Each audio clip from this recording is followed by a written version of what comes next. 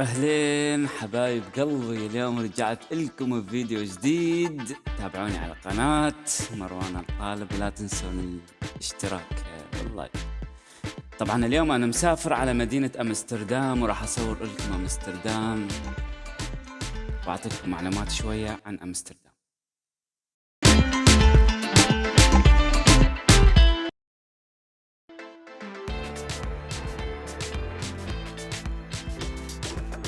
الشيء الغريب بمدينة أمستردام إنه تمشي تشوف طواحين، تمام؟ طواحين ما شاء الله من الهواء كبيرة، تمشي تشوف ممرات وقنوات مائية والزوارق تمر ما بين هاي الأنهر الصغيرة، ومتونسين، شعب متونس ومرتاح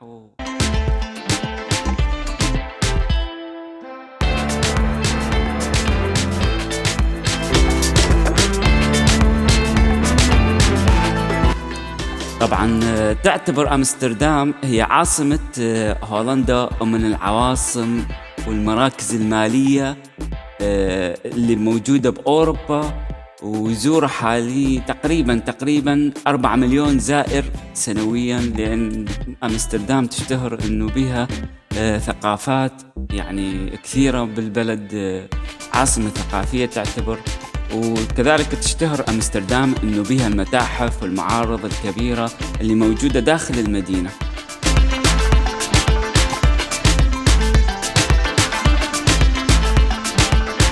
طبعا كثير ناس تسأل ليش سموا مدينة أمستردام هذا الاسم، أو مدينة الألف وجه، لديها ألف وجه، يعني تعتبر أنه وجوه كثيرة. من تزور مدينة أمستردام تلاقي فيها كثير أشياء، كثير ملامح، ويعتبروها أيضا مدينة الزهور والحرية. وكثير ناس تحلم أنه تزور هاي المدينة لأن بيها تقاليد ورسومات وأشياء متغيرة عن باقي المدن الموجودة حوالين العالم.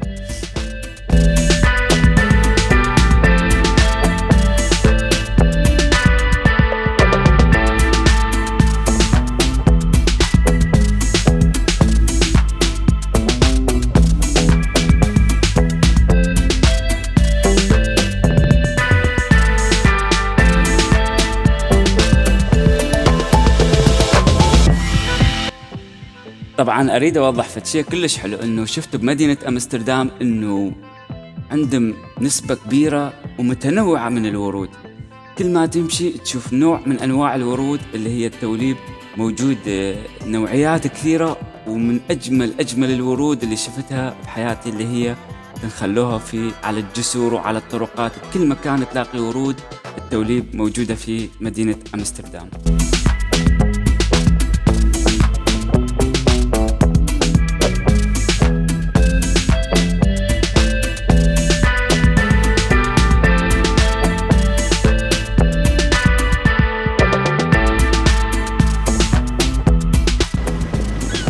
ونروح نطير لكم الدرون.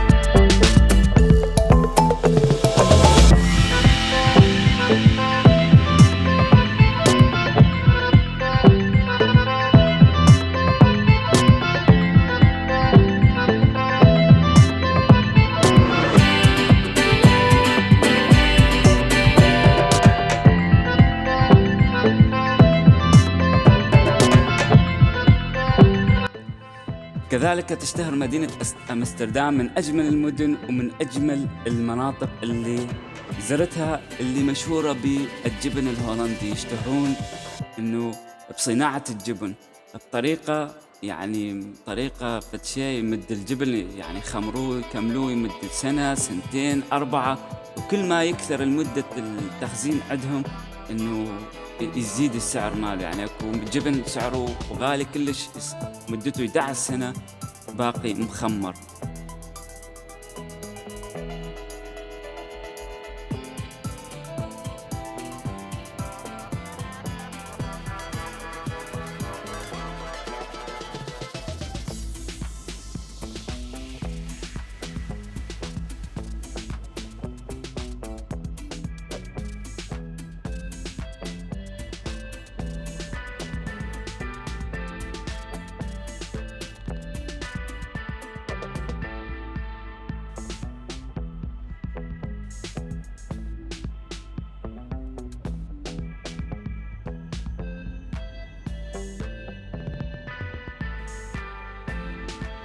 والشيء اللي يميز مدينة أمستردام أو بصورة عامة مدينة الأوروبيين وخاصة هولندا اللي جالس أتكلم عليه، إنه تشاهد الناس 90% من الناس ما يركبون سيارات، يركبون الدراجات الهوائية.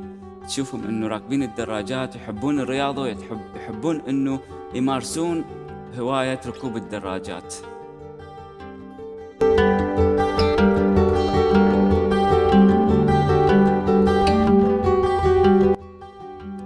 طبعا تعتبر مدينة يعني بصورة عامة هولندا ومدينة أمستردام من أجمل المدن اللي أنا بالنسبة إلي زرتها. ويتعاملون طبعا أي شخص يريد يجي زائر لهولندا مدينة أمستردام إنه عملتهم اليورو. المشكلة عندهم إنه الصراحة الطقس، يعني رحنا كان الجو شمس تمام الصبح الظهر، وبعدين قلب الطقس إلى غيم وبدت الأمطار. يعني أحد العيوب الموجودة بهولندا إنه الطقس. بعد الشخص اللي يريد يسافر ويجي لهولندا كذلك يخلي باله إنه السكن كلش غالي بهذا الثمن بمدينة أمستردام. واللغة هي اللغة الهولندية تختلف جذريا عن الإنجليزية تمام. والمشكلة أنا دارس اللغة الهولندية، بس كل منطقة عن منطقة يتكلمون الديالكت يسموه يختلف عن، خاصة أهل هولندا يتكلمون بطلاقة وبسرعة. يعني أنا أتكلم هولندي ومرات ما أفهم عليه.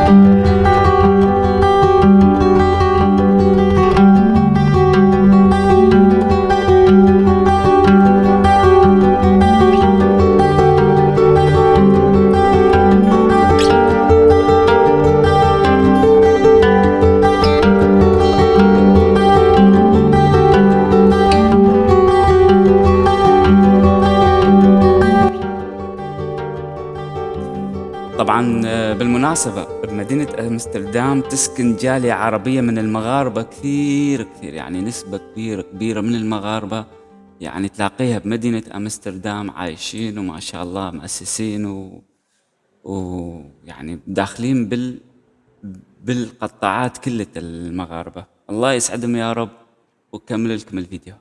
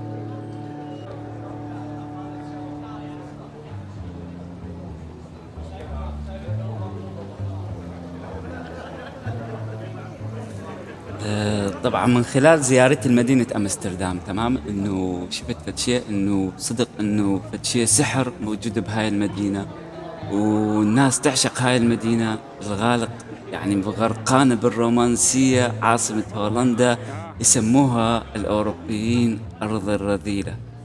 شو ما بدك فيها، ايش ما انت تفكر بيه موجود بهاي المدينة. يعني اي شيء يخطر في بالك تمام تلاقيه موجود بهاي المدينة. يسموها أرض الرذيلة، أرض رومانسية، لأن مدينة ثقافية، وتعتبر من المملكة. الشيء اللي أرجع وأكرر يميزه إنه تحت سطح من المياه، يعني هي تشوف عبارة عن سطح من المياه وممرات وبانين فيها بنايات وبيوت وأشياء يعني العقل ما يتخيلها.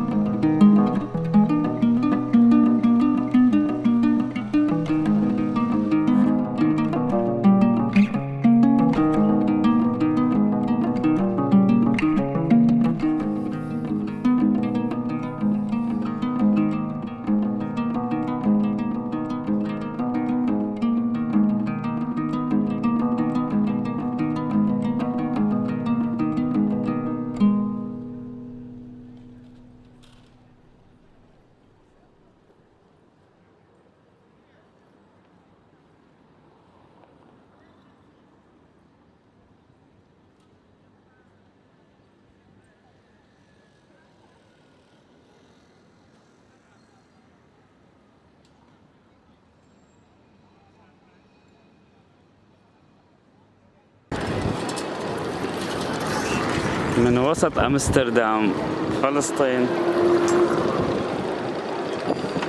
إسرائيل، ما شاء الله. هنا طالعين مظاهرة وهنا طالعين مظاهرة.